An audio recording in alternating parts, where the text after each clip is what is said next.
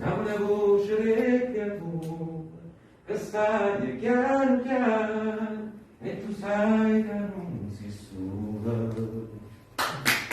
Grazie, complimenti. E a proposito di questo spettacolo, Pino Daniele Opera, perché venire al Teatro Trianon ad ascoltare questo concerto? Allora, come dicevi tu prima, il nostro obiettivo principale è proprio quello di avvicinare i giovani ad ascoltare la musica d'arte, come è sempre detto anche questo, perché diciamo negli ultimi tempi la musica si sta orientando un po' su fenomeni che poi alla fine durano poco, strani, no? Sì, sono meteore. Sono meteore. Però per i giovani, alcuni giovanissimi non conoscono Pino Daniele, ad esempio.